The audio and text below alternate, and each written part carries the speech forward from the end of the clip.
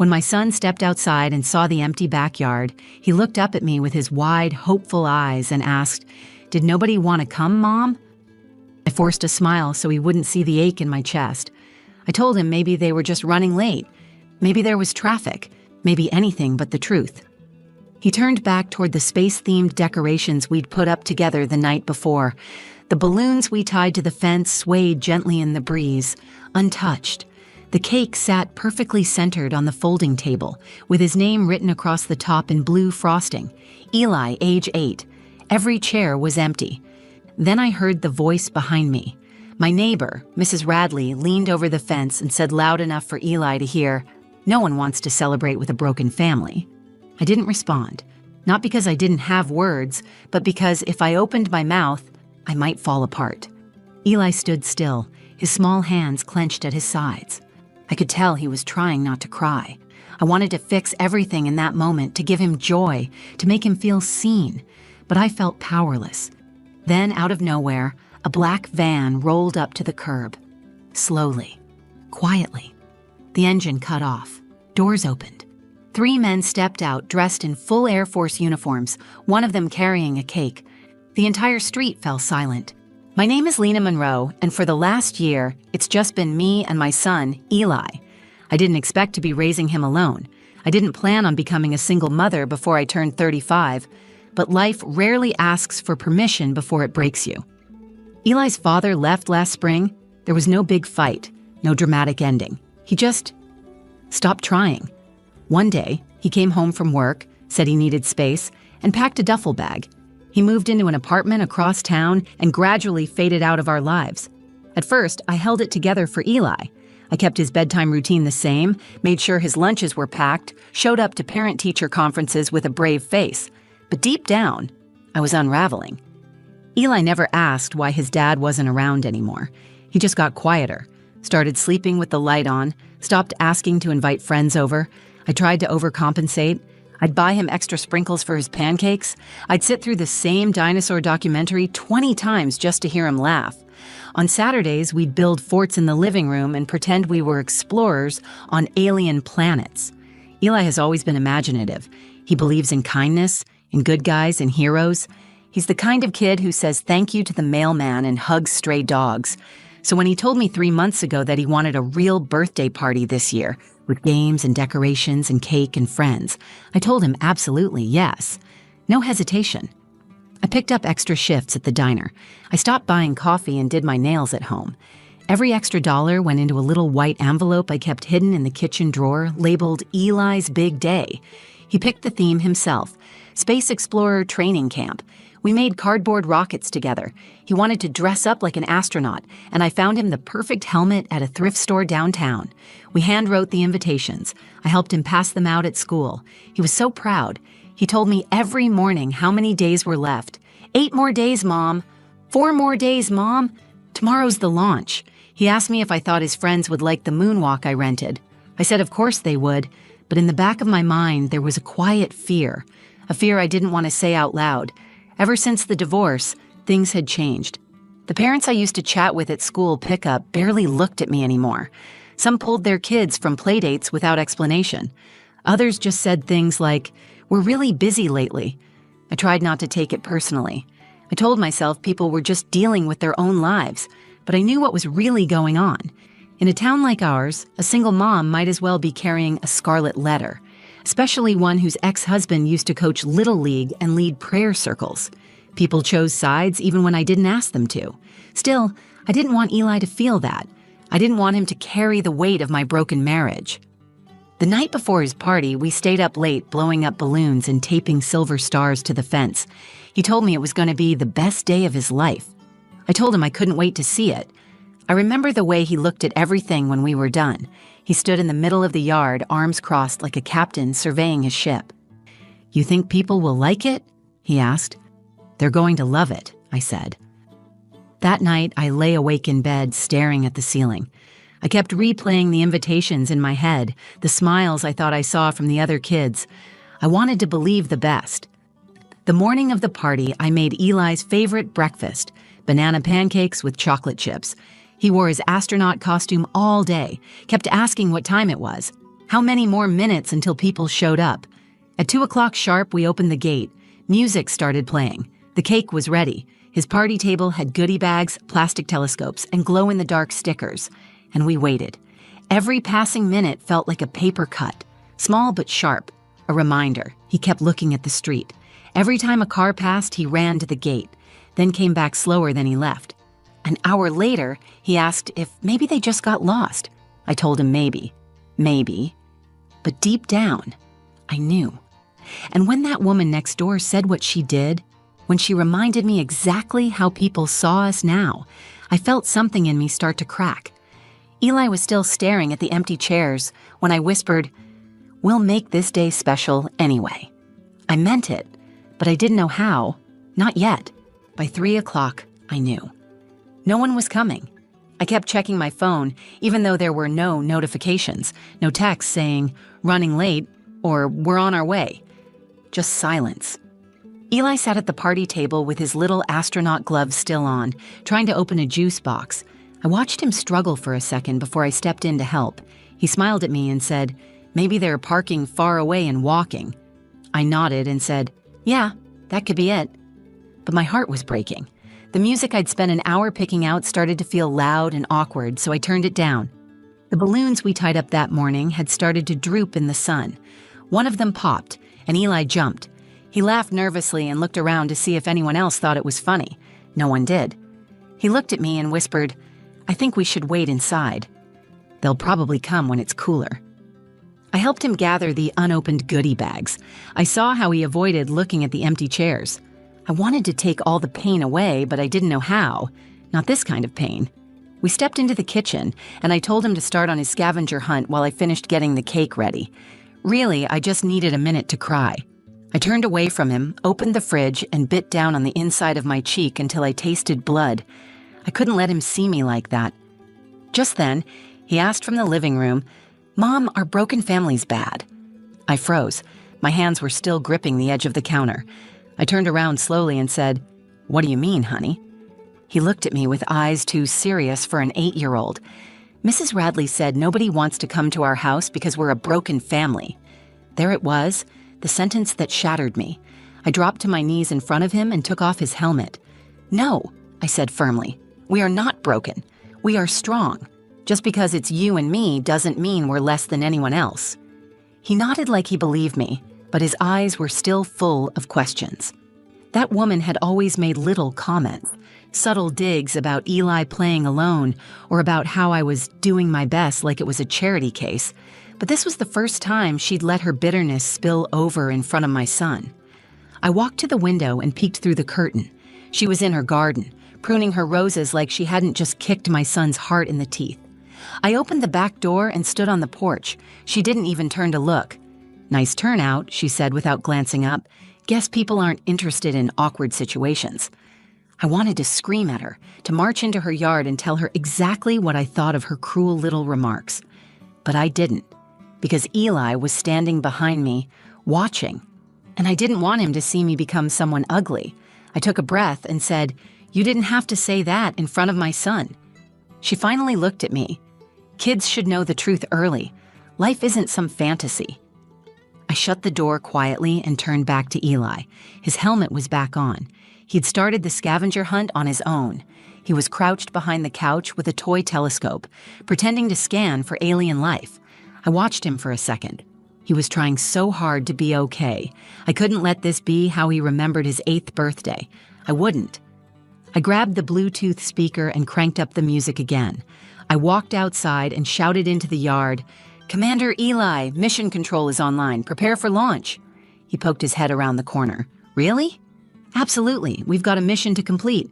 Alien life forms have taken over Sector 4. His face lit up. He ran outside and pointed dramatically at the tree near the fence. "They're hiding behind that asteroid."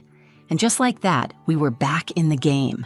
We ran, we dodged invisible laser beams. We laughed louder than I'd heard him laugh in weeks. He was sweating under his costume, but he didn't care. I didn't either. At one point, I caught my breath and looked around. No guests, no RSVP texts, just me and my son. But there was joy in his voice again. That was something. Then, just as we were planning our final assault on the alien mothership, aka the shed, we heard it.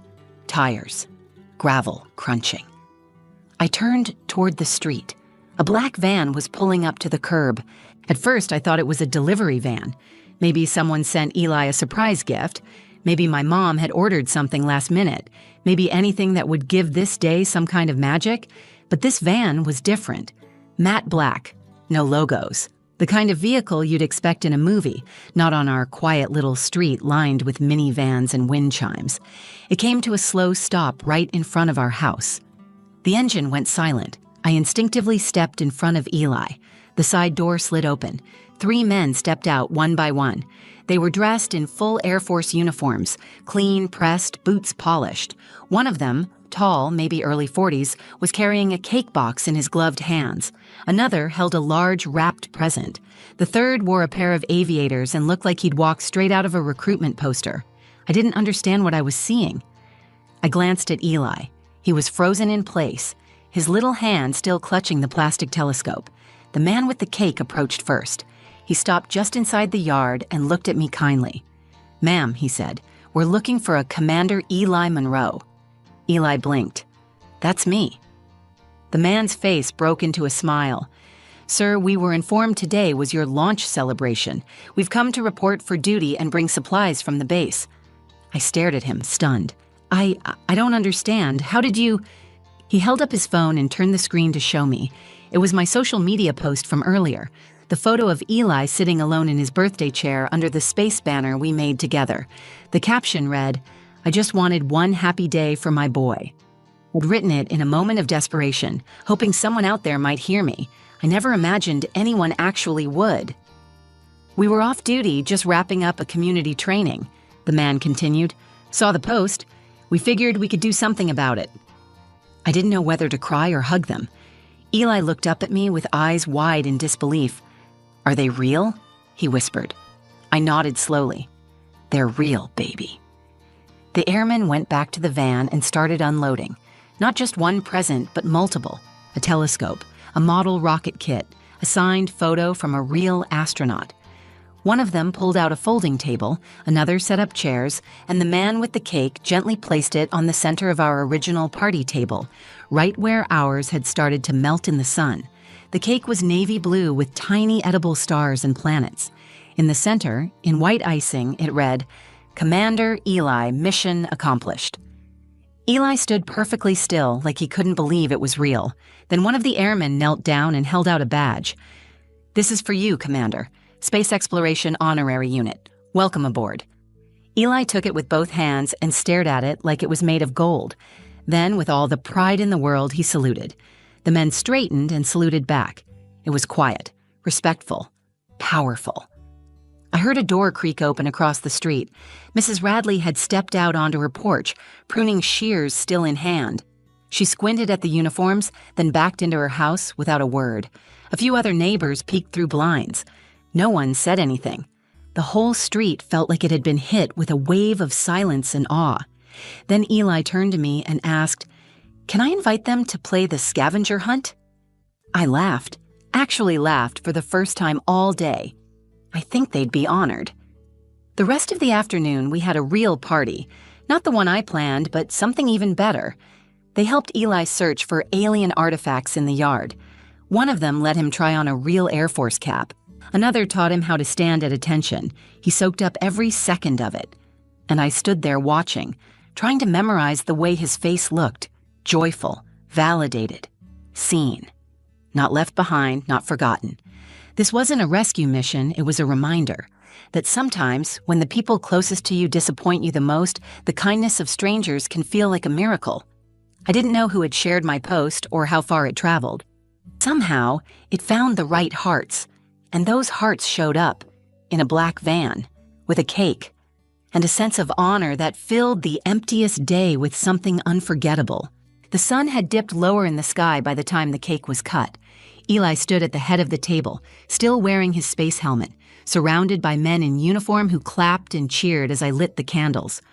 I watched his face glow with the flickering light, his eyes wide, cheeks flushed from running and laughing. I held the lighter a second longer than I needed to, trying to burn the image into my memory. "All right, Commander," said the man who had brought the cake. "Make a wish and prepare for launch." Eli closed his eyes tightly. I saw his little fists clench at his sides like the wish had to pass through every part of his body before he blew. Then, one big puff. Cheers erupted. They all clapped again, someone whistled, and one of the airmen gave Eli a high five so hard he nearly toppled over. As I sliced the cake, one of the men leaned in and said quietly, "He's a good kid. You're doing something right." That nearly undid me. I nodded, smiling too hard, blinking too fast, trying not to fall apart right there with a plastic knife in my hand. We passed slices of cake around. I grabbed a juice box from the cooler, handed it to Eli, and sat beside him on the grass. He leaned against me and whispered, "Mom, are they superheroes?" I smiled. "They're real-life ones." He paused. "I don't think I want to be a space explorer anymore." I looked down at him, caught off guard. "No?" He shook his head and pointed at one of the airmen showing off how to fold a paper plane into a fighter jet. "I want to do what they do. I want to help people who feel sad like me." I couldn't speak, because in that moment I realized something had changed in him. Eli wasn't just happy that people showed up. He felt powerful. He felt worthy. He felt seen in a way he hadn't in months. That quiet, invisible ache he'd been carrying since his father left. It didn't disappear, but something inside it shifted. Something lifted. That mattered more than any present or party I could have planned. Later, after cake and games, the airmen gathered in front of the shed, Eli's alien mothership, and asked if they could hold a special ceremony. I said of course. They had him stand tall in front of the shed, helmet tucked under his arm like a real cadet. Then the man with the badge read from a small card. "Commander Eli Monroe," he said loud and proud, "for bravery in the face of isolation, for maintaining high morale during mission failure, and for demonstrating resilience far beyond your rank, we hereby induct you into the United States Space and Air Honorary Youth Corps." He clipped a second badge to Eli's chest and saluted. Eli stood straighter than I'd ever seen him stand. His bottom lip trembled, but he held it together. "I accept the mission," he said. Everyone clapped. It wasn't just sweet, it was sacred. That moment, more than any, was the one I'll carry forever. After they packed up, the airmen shook my hand one by one. Each of them said something kind. "You're a hell of a mom. You've got one special kid. You made today unforgettable." I didn't try to pretend I wasn't crying by then. I just thanked them again and again. Because how else do you respond to something like that? The last man to leave turned back before he got in the van. "Hey," he called to Eli. "Next time you plan a mission, let us know. We'll bring the whole crew." Eli saluted. "Yes, sir." And just like that, they were gone. No one else on the block said a word. The Radleys didn't come back out. The other neighbors watched from behind curtains and blinds. But they saw it. They couldn't pretend they hadn't. Eli and I stood in the middle of the yard, now littered with cake crumbs, crumpled napkins, and stomped balloons. It looked like a war zone and felt like a dream. Eli looked up at me and said, "Mom?" "Yeah, baby. Do you think they really liked me?" I bent down, touched his badge, and said, "They didn't just like you, Eli. They respected you." And for the first time in a long time, I saw him believe it. That night, after the last crumbs of cake had been swept up and the final balloon had given in to gravity, I stood at the kitchen sink watching Eli through the window. He was outside in his pajamas, crouched under the stars with his new telescope. He hadn't taken off his honorary badge all evening. It clung slightly crooked to his shirt, glinting in the moonlight like a medal he'd earned in battle. I let the dishwater run too long. I wasn't really washing. I was replaying every moment of the day, every heartbreak, every surprise, every smile that felt like a miracle. This wasn't the party I planned. It wasn't the birthday I imagined for him. But in a way, it turned out to be exactly what he needed, and maybe what I needed too. A little after 9, I called him in. He ran inside with his cheeks flushed, his eyes glowing, and the telescope cradled like a baby. "Can I keep it by my bed tonight?" he asked. "Of course," I said. We went through his nighttime routine, brushed teeth, washed face, changed into clean pajamas. But when I pulled the covers back and tucked him in, I noticed something different. He didn't ask to keep the light on. He didn't say he was scared of being alone in the dark. He just reached for my hand and said, "Thank you for today." I sat on the edge of his bed and brushed his hair back. "You were so brave," I said. "I'm proud of you." "I think Dad would have been proud too," he said, not sadly. Just honestly, like it was a fact he had quietly come to accept. I didn't respond right away. I didn't want to ruin the moment by dragging my pain into his peace, so I just nodded. Yeah, I think he would have been. Eli closed his eyes and held the telescope badge to his chest like it was something sacred. A few minutes later, he was asleep. I sat there longer than I needed to, just watching him breathe. There's something about seeing your child find their light again after you've watched them dim for so long. It's not just relief, it's a kind of rebirth. When I finally left his room, I checked my phone. Dozens of notifications. My post had been shared hundreds of times. Comments from strangers across the country. Offers to send gifts, cards, even one woman who said she wanted to fly out to throw Eli a real party next year. I read each message, every kind word, and felt something I hadn't felt in a long time. Not alone. One comment stood out. A woman wrote, "I've been scared to leave my marriage because I didn't want my kids to grow up in a broken family. But after watching what you did for your son, I think I finally understand that being whole doesn't always mean being two parents under one roof." I sat down at the kitchen table and cried. Not because I was sad, but because I finally believed something I'd been trying to tell myself for months. We weren't broken. We were healing. And healing doesn't always look like soft music and inspirational quotes.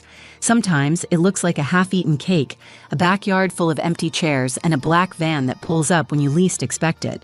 Sometimes it's a stranger who shows up because they saw your pain and decided to do something about it. The next morning, something strange happened. As I was taking the trash out, Mrs. Radley stepped outside. For the first time, she didn't look smug or judgmental. She looked unsure. She cleared her throat. "Quite a turnout yesterday," she said. I didn't respond. She looked down, fidgeting with the sleeve of her cardigan. I didn't know people still did things like that, showing up for strangers." I just looked at her. "Well, sometimes strangers are better than neighbors." She didn't say anything, just nodded once and turned back inside. I didn't need her apology. I wasn't doing this for people like her anymore. This was for Eli, for the kind of boy who believed in stars even when the sky was cloudy, and for the mom who finally remembered how to believe with him. Thank you for listening to our story. If it moved you, if it reminded you that kindness still exists, even in the most unexpected places, please take a moment to like this video, share it with someone who might need a little hope today, and leave a comment below. Tell me, have you ever experienced a moment where a stranger showed up when you least expected it? I read every message, and your stories mean more than you know. And if you want more real stories like this, about love, resilience, and finding light in the dark, don't forget to subscribe to the channel. We're building a space here where broken doesn't mean defeated. Thanks for being part of it. We're not alone. Not really.